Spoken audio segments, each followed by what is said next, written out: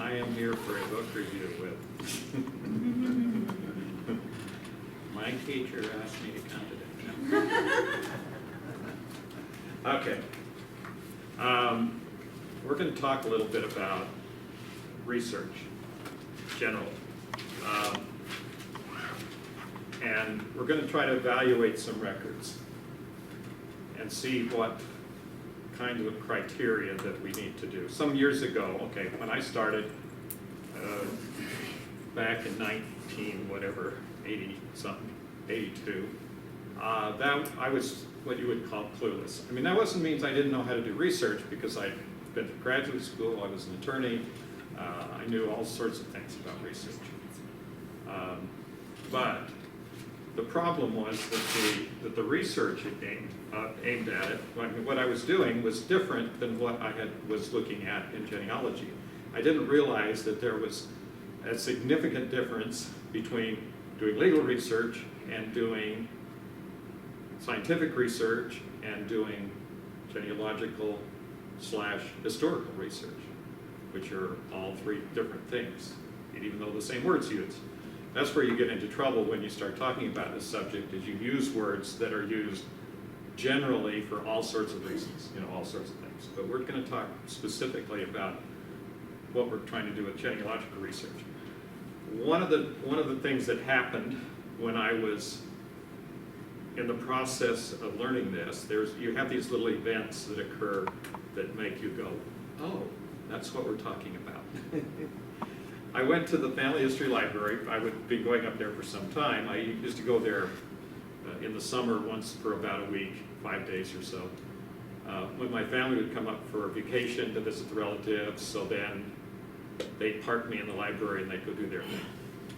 And so I was there in the library all day.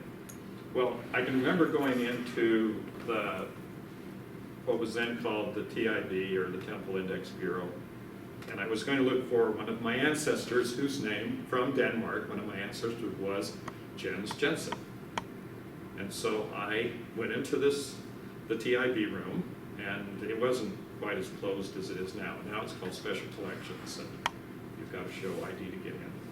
But anyway, so I went in, and I asked the person there about how I would find Jens Jensen. Well, they went to the big microfilm roll that was there, and they pulled out a roll of microfilm, and they handed it to me and said, here. And I'm sure they went, oh, I wonder what this guy's going to think. Anyway, so I went to the reader and opened it up, and here's this big fat roll of microfilm. I would estimate somewhere between 20,000 or more names on there. Every single one was Jens Jensen. Okay, so so I'm sitting there going, there's something about genealogy I don't know. There seems to be a problem here. And so that kind of got me thinking and a little bit more serious about what I was doing as far as looking for things, researching. And then I ran across this kind of thing. This is a book called The Researcher's Guide to American Genealogy by Val Greenwood. Somebody looked at it the other day when I mentioned it, and they said, well, this book was published clear back in 2000. Why would I want to look at it? My answer was, nothing has changed about the records. They're still there. They're still the same records that they had in 2000. They're historical records. They're not going to change. So, the way you may find those records may change. There may be computers and things that they didn't have in 2000. But basically, the whole concepts here are the same. What I wanted to do to start out was to read a little paragraph that kind of got me going, that I've quoted a few times, but this is a good one. You should never approach a pedigree problem as a student in a history class would pursue knowledge of secular history. If the history student has an assignment to study American Revolutionary War, he'll probably read the assigned text or a chapter therein, perhaps check an encyclopedia, and if he's especially diligent, read about the subject in other history books. But he takes someone else's word for everything. That is, if he believes what he reads. If you're a genealogical problem, you may well begin in the same place as did our history student. You can read printed genealogies, family histories, and well, you should, but the prevalent notion that when you are copying someone else's records, you're doing research is a gross misconception. Okay, so that's kind of where we start when we get there. Now, I kind of moved on from there to this book, which is a little bit heavier. It's called The Source. And this particular version is by Loretto Geonamescom and Sandra Lupking, and they are the current editors. I had the opportunity and the privilege. Years ago, this book was first written by, edited by a lady by the name of Arlene Ekel. And after time happens, things happen in the genealogy community, I ended up sitting in the library for weeks on end with Arlene and her clients and my people that I'm trying to help. And we're sitting in the same little conference room. And I did this, the first time this happened, it was a week. I spent a whole week watching her interview the patrons and the people she was helping. And when I got through, I said to her, Arlene, when I grow up, I want to be like you. And the point is that there was a lot of things to learn. We can keep learning about this process that we talk about of finding our ancestors. Okay, so now we're going to get into, let me just pull up right here, and we'll have some place to get started besides BYU Library. And sign in.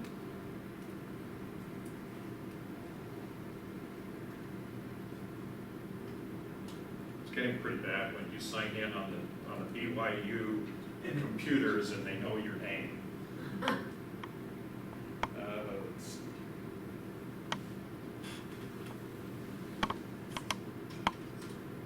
Okay.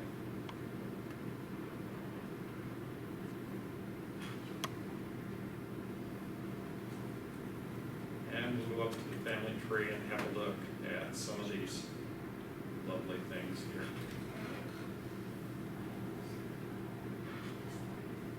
First thing I want to do is I go back in the tree and go to somebody else here. And view my tree. Kind of navigating my way through all these people. Come on, guys.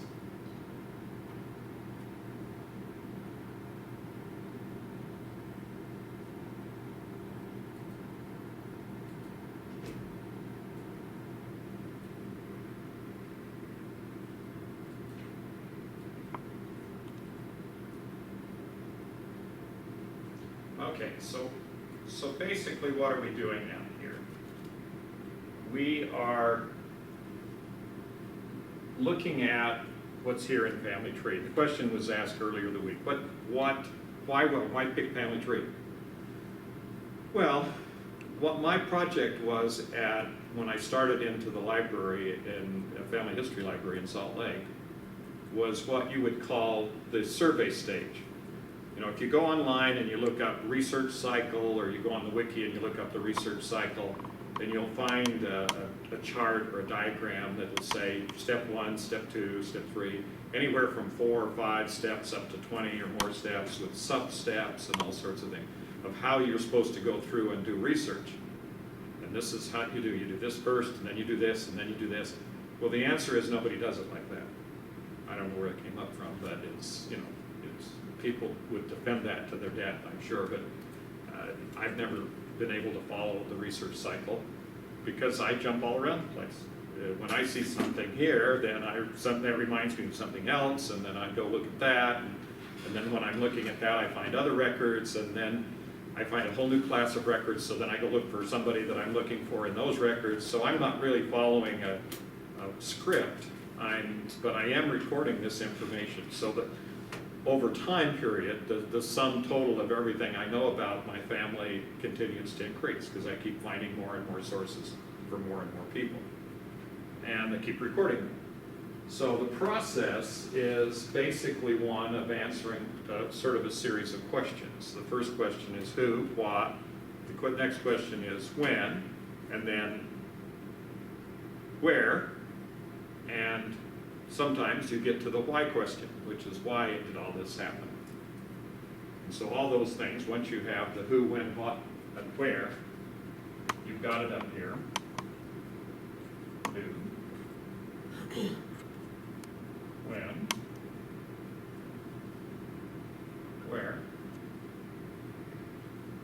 And then down here, you may actually get to, like I said a second ago, why.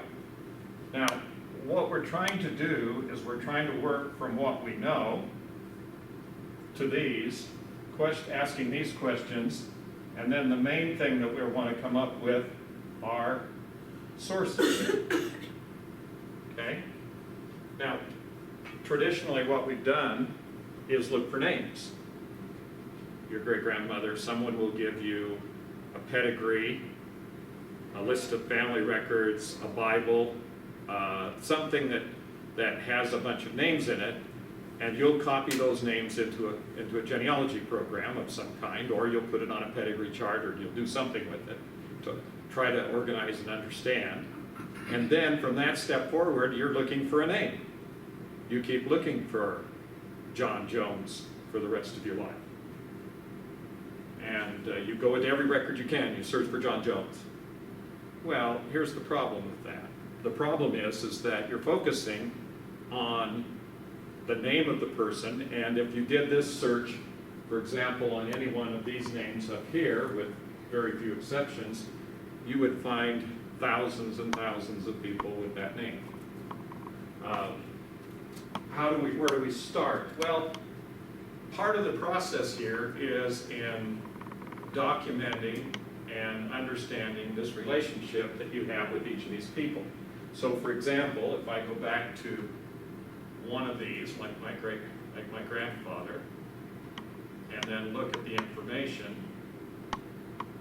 we'll see that he has quite a bit of information, some family members, but the important thing is down here, if it ever comes up. Yesterday, of course, Monday this didn't work, so we'll see. There it is. Okay. So there's a list of sources. And usually what I get when I'm talking to somebody, doesn't happen to you, but it happens to me, I'll sit down with somebody and we'll go look for their grandfather, their great-grandfather, whoever, and you'll find a census record, and you'll say, and now you need to record that record and attach it to that person. So you'll go in and attach it or make it a media item or whatever you're doing with whatever program you're using, and then they'll say, okay, that's it, now we'll go to the next person. Yeah, because we've got it, we've got that, we've got the source, we're through. And I say, well, not exactly. And then the question comes up, how many sources do you need? And I say, all of them. And they go, and their interest level disappears, and they go do something else. No, basically that's the problem. The question is, yes, you do need all of them. And why do you? Because you're going to keep doing this thing over and over again every time you come up with a question. And you can't preview, you can't predict which questions you're going to have about a person and what you're going to need to know. And so you're going to collect everything you can think of and everything you find so that you can not have to do that again the second time. And unfortunately, since I started this 30-something years ago, the first part of that time I didn't follow that because I didn't know that, and I hadn't come to that conclusion. So now I'm going back and correcting a lot of the information that I copied and that I thought was appropriate. Why? Because someone else wrote it down, who I thought should know. And it was wrong. And now I'm correcting it and trying to come up with what is correct. Okay, so what do we do when we come to something like the family tree? Well, if you've not done anything previously and no one in your family has, then there won't be anything here. It'll be blank. So you will have sort of an open field where you can go forward. But if you've got a lot of family members over many, many years who have contributed genealogy, then it's all here. This becomes your survey stage because the family tree, family tree, concentrates, at least for this type of environment where you've had contact with genealogy for a long period of time, concentrates that information into one point, into one space. Now, if you don't find any information on family tree, you may want to go out to Ancestry, MyHeritage, Find My Past, Genie, WikiTree, WeRelate.org, a whole bunch of other programs out there that have family trees where you can see what other people's opinions are and what might have been done previously. There's no reason to spend, weeks in the library researching your grandfather only to find out that there's a biography written of him. It's the whole life that was documented or something. So you just really need to take the time to find out what's there. This is an efficient, much more efficient way of finding out what's there than going, like I did, going to the library and copying family group records out of the patron file for years, until I had a stack of family group records about that high. And then taking all those and putting them into a computer and organizing them and trying to turn them all into family groups and connect. And that's what I ended up with after all those years. And then part of that, of course, went in here, and so any mistakes I made show up here in the family tree. So that's why I think that's an interesting place to get started. Now let's go back and assume that you've worked your way back here to this ancestor, and the question comes up is, well, why bother? Why? There's all this stuff filled in. Why should I care? I'm going to jump back to the first person that's missing. So I'm going to get my fan chart, and I'm going to go up here where the blank spot is, and that's the person I'm going to go look for. And then you start asking these questions. How do you know that that's even your ancestor? How do you know that every step going back in that fan chart or that pedigree or whatever format you're using actually refers to a real person or to your relative? So we're going to look back because I have a fairly good confidence going back, and I've done all of the sourcing and dates and verifications back through these lines back to my great-great-grandfather, Samuel Linton. So let's look at Samuel Linton and see what happens. Now, for those of you who are members of the church, members of the LDS Church, the Church of Jesus Christ of Latter-day Saints, one of the objectives you might have is to find people who qualify for temple work. Well, in order to do that effectively, you need to go back to the person before the first person who joined the LDS Church. Very simple.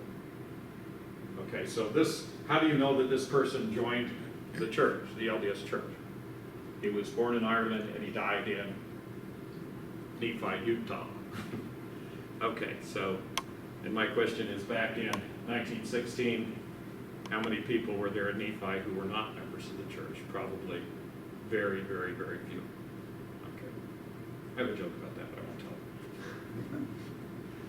it. Okay, then, so we have to look at this. Now, one thing that's not apparent here is right here on his birthplace, where he was born. Okay. Now, the person who recorded all of this information was his daughter. His daughter was Mary Ann Linton, who married John Morgan. And so Mary Ann Linton Morgan was the genealogist. She spent the better part of 30 years of her life doing nothing much more than genealogy, and accumulated a huge pile of records, that high, boxes. And I eventually ended up with those records, and I went through and spent years, a little more than 10 years, going through and extracting all of the information, all of the information from her records and all of her sources, and compiling that into pedigrees, into the programs that are on the computer, on my computer. And then these records eventually ended up, after I was going through and digitizing all those records, they ended up at the Special Collections Department downstairs from where we are. And so all those original records are there. And then the DVDs of all the copies of all those records ended up at the Family History Library in Salt Lake City. And if you go to the Family History Library catalog and look for Mary Ann Linton Morgan records, then you'll find that you, in the library, you can use those records on their computers and research and see all those images that I did for 10 years. Okay, so that was kind of the project. Now, one thing that happened, though, is that Grandma Morgan listed his birthplace as a place called Murben, M-U-R-B-E-N, in Tyrone, Ireland, which is Northern Ireland. Okay. And now, why is that important to know that information? Why do we need to know where he was born? Because records accumulate, are produced in the area near the time or at the time that an event occurs. And if you're born in Ireland, then perhaps there might be records in Ireland talking about your birth or something about your life while you live there. Okay, so that's the place you want to start. The challenge is that if you go out here on any one of the programs and start looking for Samuel Linton as a name, for example, if I just click on search records here on familysearch.org for Samuel Linton, I come up with 45 Samuel Lintons. And I did this just a short while ago on Ancestry, and I came up with over 500,000 results for Samuel Linton. So there could be hundreds of people by the name of Samuel Linton, and it turns out to be a very common name. Linton is a common surname, and Samuel, of course, is a very, very common given name. Okay. And so what do? Well, we have to know not only the name, who, when, and where, but we need to know these specifically so that we can differentiate or separate that person out from all the other people who have the same name. You all have unique names. No one else ever had your name before in their whole life. Some of my kids do because we made them up. No. But sometimes there are names that are unique. But even with a unique name, it could be difficult if you don't know where the person was born. So we looked for Murben, and there was no such word. It's not a place. It's not even a word. It doesn't show up anywhere on any of the old gazetteers, going back into historical Irish place name lists and everything. Never, nothing. There's nothing out there that says that. But that's what his daughter recorded as his birthplace. So, therefore, it must be true. Because she was right there and could know where he was born, where her own father was born. Well, that isn't what happened.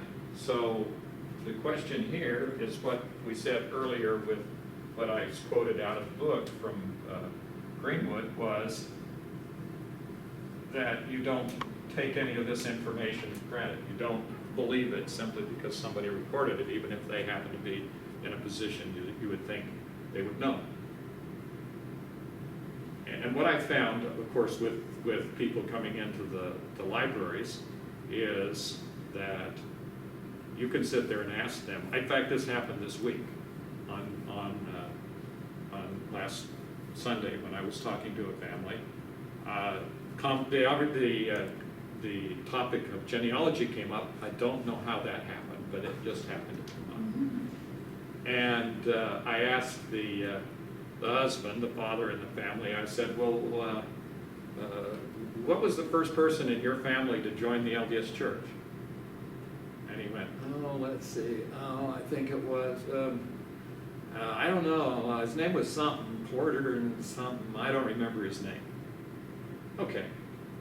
The problem is when I talk to people, I ask them who their parents are, and they don't know their parents' full names. They don't know their grandparents' names at all. It's Grandma Smith. I don't know what her name was. It was Grandma Smith. But that's where a lot of people are. So it's not surprising that someone would get the place wrong. Now, so how do we get this one? Well, because I question everything, and because I couldn't verify or look for records in this place, I put in the computer and searched for it, Mark Mervyn, and so then I decided that it wasn't the right place, and I knew that if I simply went on from there and said, okay, well, I don't really care because she obviously knew what she was talking about, and there must be a place like that, or else she wouldn't have written it down, etc. And so I'm going to just move on to the next generation. Well, unfortunately, it doesn't work that way in genealogy. If you get the first person wrong, then you're wrong all the way back. It doesn't matter how good your research is after you've missed that first person. Once you've got the wrong information, you're on the wrong track. It's like going to the wrong, getting on the wrong freeway. You've got to stay on until you get off. And it depends on where you are. If you happen to be driving west out of Kingman, don't miss the turnoff to Las Vegas, or you will be on your way to Lake Havasu City before you get off the freeway, which is about 40 miles or 50 miles. So you've got an 80 or 100-mile detour before you get back to where you want to go. Well, it's the same thing with this. You're going to end up with little detours that'll take you off into who knows where if you keep ignoring the fact that some of these places don't exist. Now, finding this place was interesting because I did a whole bunch of, over the last 10 to 12 years, I have looked around the whole country. Now, I'm not going to say I looked everywhere because I didn't. I just kept looking at every source I could think of that he might have, where he might have recorded his birthplace. Because I wanted to get it from him, not from somebody who heard him say it. Why? Because he spoke Irish. He was Irish. And the people who were recording it did not speak Irish. And so what did he say? I have no idea what it sounded like, but it did not probably sound like what this is when he said it. So where did I look? The National Archives in Philadelphia, the Philadelphia City Archives for naturalization papers. I did find information. I'll come to that in a minute. When I go to these places, I found more information about the family, but I still hadn't found the information I was looking for. And the Utah State Archives, the Denver Archives found out that he'd been charged with unlawful cohabitation, they call it UC cases, polygamy case, convicted and sent to prison, stayed there for a couple of months before they got him out. So, there's a lot of information. So I kept looking for all these records thinking, well, maybe in one of these records, he tells somebody where he's born. And then it never happened. Well, so then I began to look around on the computer. And I said, well, what would sound like that? What would happen if I started looking for places in Ireland that might sound like that? And so I had another clue. One clue was that his father was born in a place called Ardstraw, A-R-D-S-T-R-A-W. Now, I don't know if he was yet, but that's what's recorded. So I would figure that someplace near there might be the name. Now, the reason I'm talking about this, just to kind of clarify, is we're going through these questions, and we're answering the question where, which is the most obvious first question you've got to respond to before you move on and try to find more information about your family, which is what we're calling research. We're looking for information we don't know. Okay, so now I'm going to go out here, and I go to Ardstraw, and I see Ardstraw, Ireland, so that's pretty cool. And I click on that. The Wikipedia article sounds like a good place to start. And it says, it's a small village in the civil parish in County Tyrone, Northern Ireland. Oh, well, that helps me a lot too, because they all say Tyrone, so we know it's in Tyrone, and so this is probably, you're getting closer anyway. And then it goes on and tells a little bit more about Ardstraw. But the thing we want to understand, and after I'd finally been through that process forever, I decided to follow some of my own advice.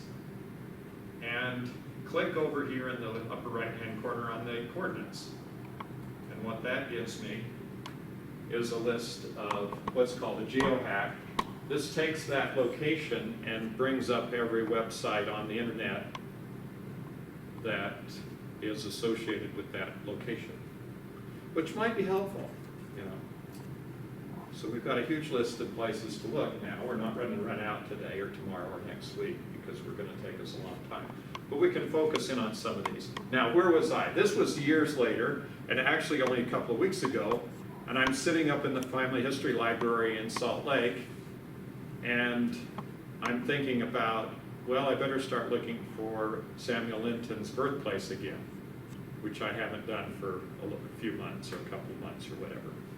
So then I stick it in and look up ArtStraw, and it occurs to me that if I go to ArtStraw and I go to Geonames, which is one of the programs, Geonamescom, I could find out if there's anything in the area. Now previously, sometime in the past, I had found a reference to a thing called Mulvin, M-U-L-V-I-N Highway, or Mulvin Street, right by ArtStraw. Came up on a gazetteer. And I said, Mulvin, if I mumble it, you know, maybe they're the same. I don't know. So but I still never found anything that would confirm that. So what's the process? Well, we're going to look at more sources. So here's a source. And what happens here is this program marks every geographically significant feature on the map from every map that they've been able to pull the names out of all around the world. So it's using a huge database, and then it marks these places as to where they are. Well, I'm going to zoom out a little bit because I only got a couple of places, and I zoomed out a little bit, and it says there's 9 items around this ArtStraw, which is on the number 1 here, and it goes 2, 3, 4. We're missing 5. Oh, well, I don't know where it is. Someplace around here is 5. And then we have 6, 7, 8, and 9's over here. So now we go out, well, that's far enough out. So let's see what we have.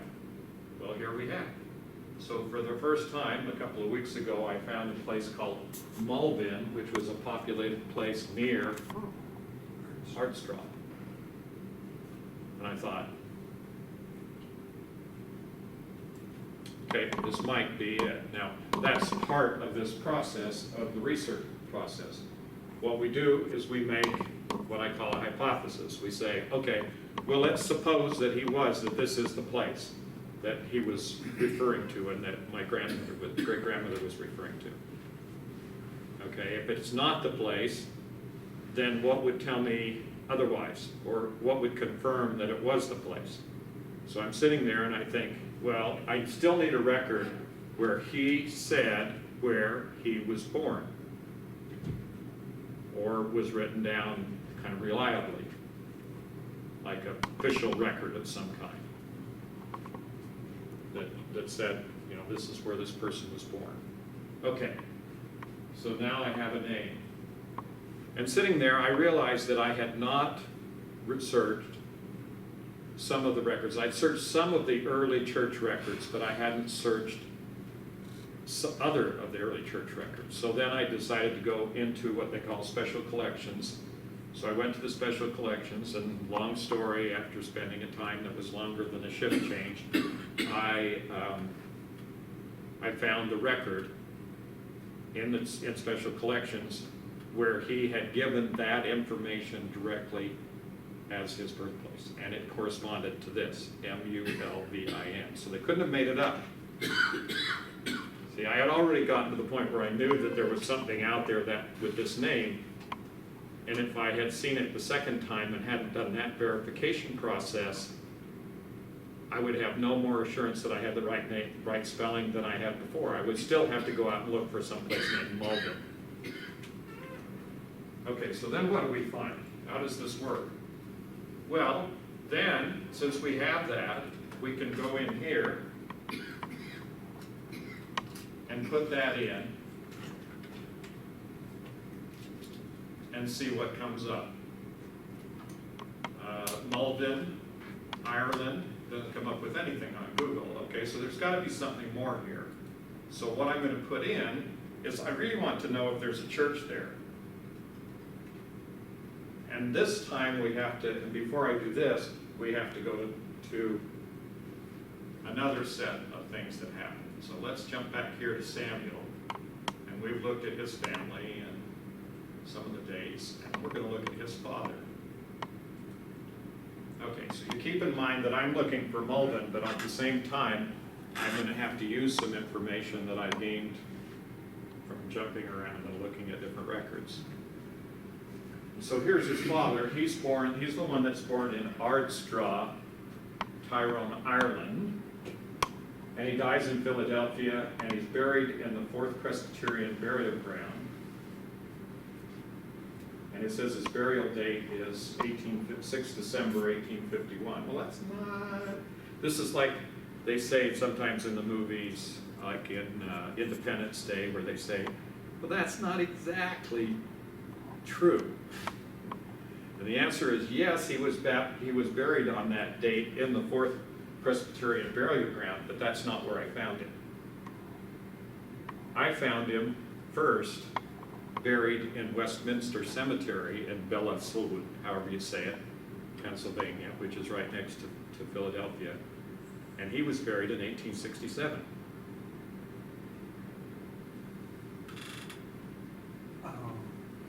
Okay, so I'm looking at a date on the cemetery records that says that here's his tombstone with his wife, Elizabeth, the whole thing. And he was buried in 1867. Or thereabouts. Years later. Or died. No, he was buried. Okay, he died in 1851. So my question was, what did they do? Keep him in the back room until, a few years later when they finally decided it was kind of insufferable and they had to go bury him someplace, or what? What did they do? Why this difference?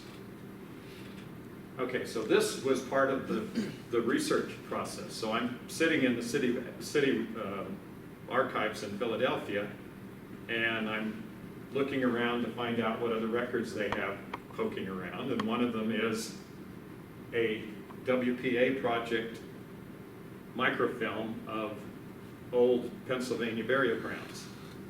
So I picked that up and looked through it, and I find his burial on this date in the 4th Presbyterian burial ground in Philadelphia, which was then developed into a skyscraper, and they moved everybody.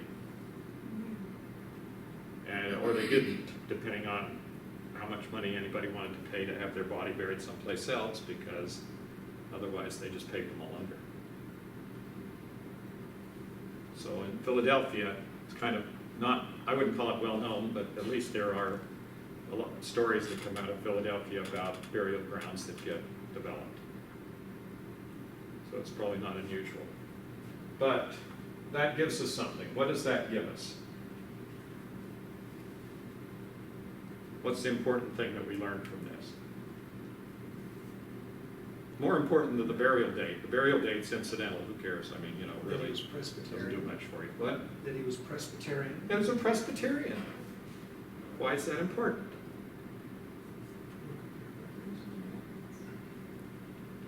He'd been imported from England because they brought a lot of people in the northern. Yeah, they were called Scotch-Irish. He came from, chances are, because we now know they're Presbyterians, they probably came from northern England. They came from Scotland, actually. They came from Scotland originally. So the Lintons in Scotland historically may be related to this family.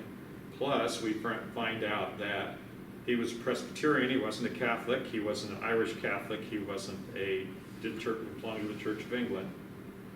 And he wasn't in some minuscule, tiny little separatist Protestant category. So he was in one of the three major religions in Northern Ireland. Now, what do we know about Northern Ireland? First of all, we're going to look here another little second here to get some more information. And we go down and see his children. Margaret, born in Ireland. Samuel, we just talked about that, born in Ireland. Sarah, born in Ireland. Mary Ann, born in no place, who knows? Nobody seems to know. Oh, Ireland. William Linton Jr., New Brunswick. Joshua, New Brunswick. Elizabeth, New Brunswick. James, St. John's, New Brunswick. John, New Brunswick. Okay, so what happened to this family? I mentioned this the other day when I was talking to someone, and I said, the family moved from Northern Ireland to Canada. And they said, oh, well then they immigrated to Canada. And I said, no, they moved from Northern Ireland to Canada. And they said, well, what do you mean? And I said, you have to understand, Canada is in the Commonwealth. Northern Ireland is in the Commonwealth. You don't immigrate from England to England, or from Great Britain to Great Britain, or whatever you want to call it. You go, it's just the same country as far as they're concerned. So you're not going to look for an immigration record. You're going to look for passenger lists, or you're going to look for, moving church records or whatever. And that's another reason why it's important, is because if they were Presbyterians in Northern Ireland, when they got to New Brunswick, they went to church and got all these kids baptized. All of those records are going to be in the Presbyterian Church in New Brunswick in St. John. So this kind of information. It's interesting to me that when I talk to people about their genealogy, and I'm sitting down and I'm saying, oh, let's go back and look at who you want to work on, and then I say, well, what religion were they? And you say, I don't know. Why would I know that? And my answer is, if you don't, then you're probably not going to find it, particularly if they get back in the early 1800s or in the 1700s, because the primary place to find those people is going to be church records. Once again, we're back to this thing, looking where, and we're talking about sources, and to do the research process of finding these people, you're going to need to know certain pieces of information that you're only going to get as you work backwards and accumulate that information. So if you're telling me, and I'm talking hypothetically, if you're telling me that you don't know what religion these people were, then we need to come down the pedigree towards the current time and do more research on the descendants until we figure out which church they belong to. And then we can go back and see if they came from a separatist group in the Church of England, or if they were English, or if they were German Lutherans, or if they were Catholics, or if they were what they were. Because that's going to determine where the records are. If you find a Samuel Linton in the Catholic Church in Ireland, you already know he's not the right person. It's just the way it works, because you've determined that they're Presbyterians. So then, okay, you work your way back. So now we're going to jump back to our Malvern, Ireland issue. And so we're going to put in Presbyterian. And there we go. Malvern County, Tyrone, Ireland. There's a picture of the Presbyterian Church in Malvern. So not only do we know now that there is a place called Malvern, but we also know that there's a Presbyterian church there, which gives us 2 connections. And then we know it's near Ardstraw, that gives us 3 connections. We know it's in Tyrone, that gives us 4 connections. We know it's Northern Irish, we get 5 connections. In other words, we're starting to say some of the information that we got was correct, and so that helps to confirm that we're on the right track in finding the person we're looking for. Did I lose everybody? Okay. So now we've got in there, and we're looking at a specific church, and I have a telephone number and everything else, except in looking at this morning, someone pointed out that this particular page hasn't been updated since 2005 or 2000 or something like that, and so we're not sure that it's still good, but we can find out. But in any event, we're going to go a little bit further, and I did, and I won't go through all that here, but basically in looking at what we call the areas in that what are they called? Went out of my head, I'm sorry. Townlands. The townlands, Malvern is a townland, and it's part of a diocese, and it's a part of a parish, and the parish that it's in is Ardstraw. So maybe the records are in Ardstraw, civil records or any other kinds of records. So we're just now we have a place to go look for records. But before we do that, we want to go up to the father's records. And we've got these Fourth Presbyterian burial ground in the Fourth Presbyterian Church. So what kind of records are we going to look for here? Well, how about if we look for Fourth Presbyterian Church records in Philadelphia? Okay, so I did. And then there's the list.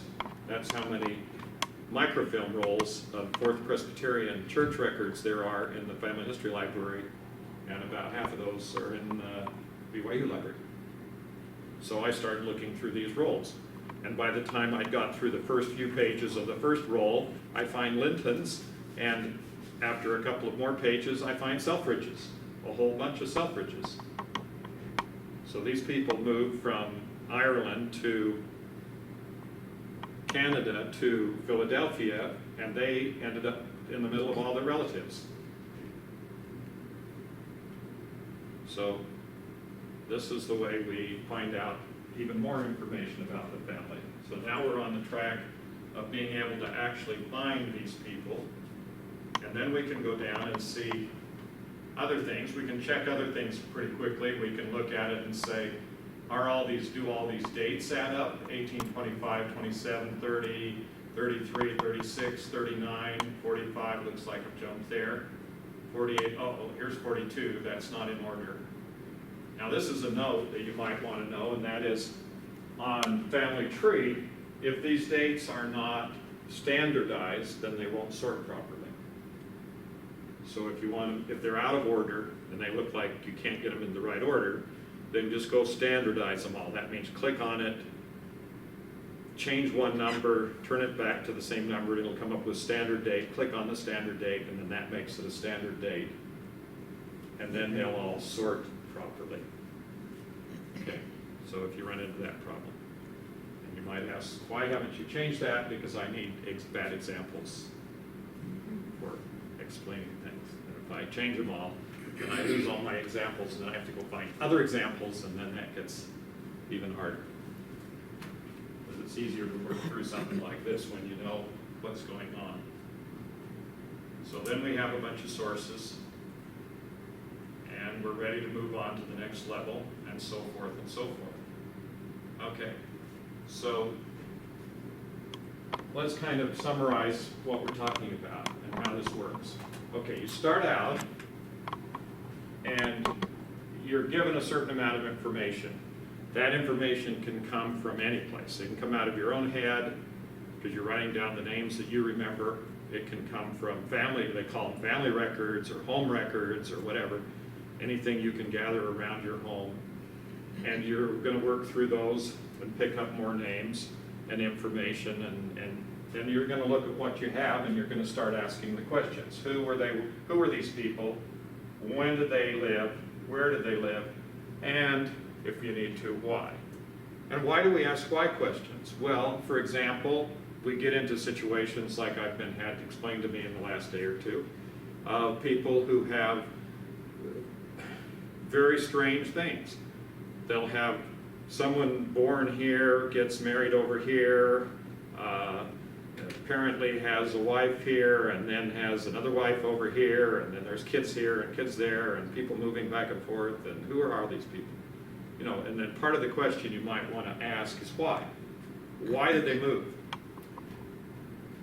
What made them come over? What made them move from one place to the next? Okay, let's ask that question, because that goes to a different level. And we look at William Linton, and we looked at where his kids were born.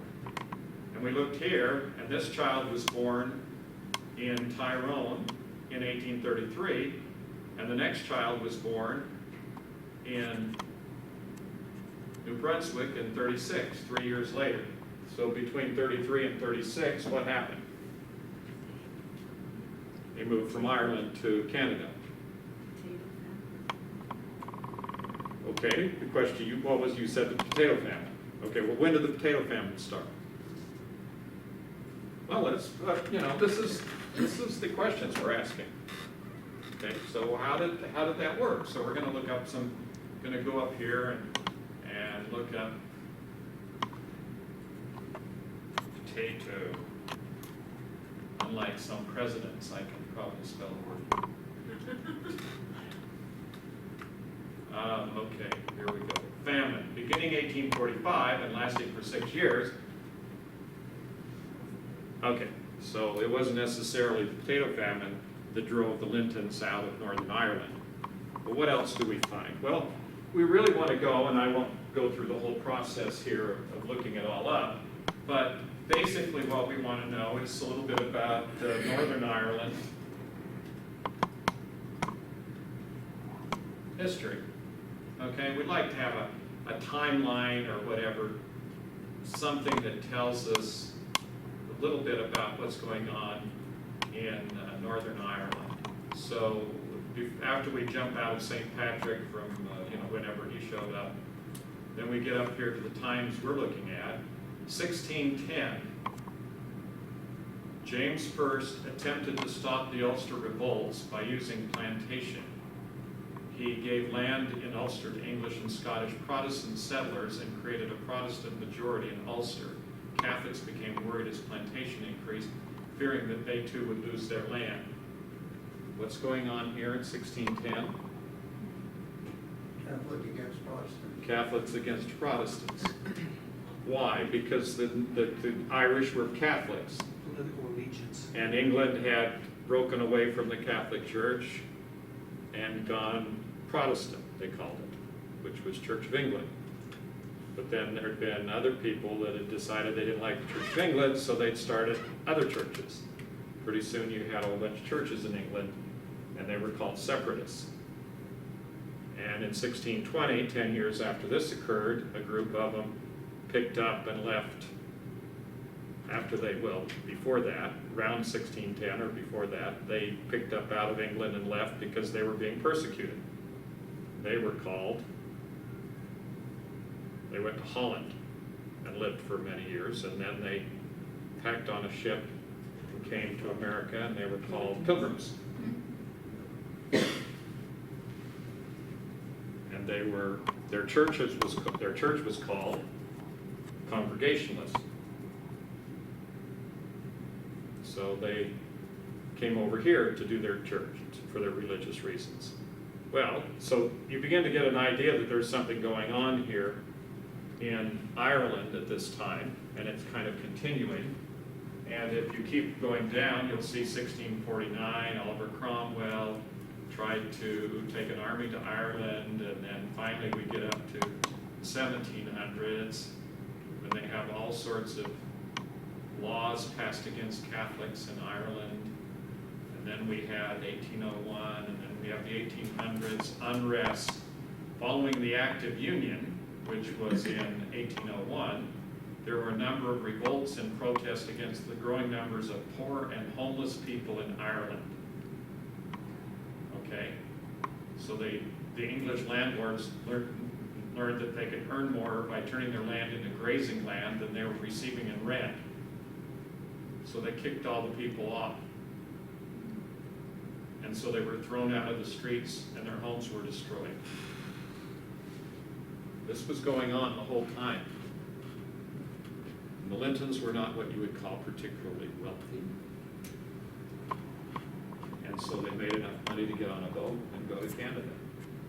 And what happened over that period of time, actually more Irish came to America, Canada, United States, and American part of the world, than equal to the whole population of the country.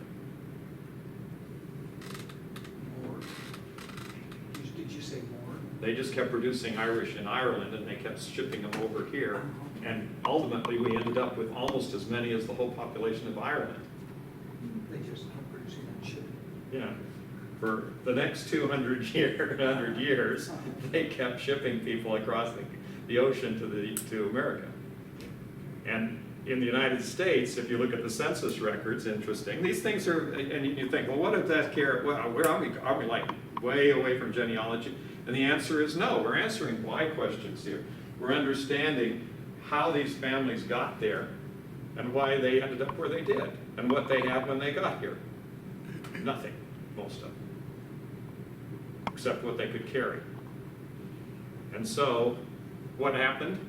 Well, current census population on immigrants in the United States, not talking about the current immigrant situation, but historical immigration in the United States, there are only two countries, two areas, they're not really just countries, but two areas where they have a significant number of immigrants in the United States. And it's not England, Ireland, and Germany. And now it's Mexico, but we won't talk about that. But really, there's only, one of the second largest group of people in the United States have come from Ireland. Either northern or southern, or the Republic. My ancestors came from Ireland during the potato famine and ended up in Boston. And Boston is just loaded with Irish Catholics. And on St. Patrick's Day, there's great big parades and everything. And they are very Catholic. Yeah, and then the rest of them went, the Scotch Irish went different parts. The Scotch Irish ended up starting real early in the 1600s when they started coming across just after all these things began to happen in the Civil Wars and everything. And when I was young, and none of you, of course, were as old as I am, but when I was really young, what we read about in the newspaper constantly was not the Middle East and people bombing each other. What we read about was Ulster and the Catholics and the Protestants bombing each other in Ulster and threatening to blow up Parliament and do all sorts of things. So there was constant, it was like every week or so there'd be another report about somebody setting off a bomb or a car bomb or something in Londonderry or someplace. Going back to Malden, what are you going to do with that, looking for records there?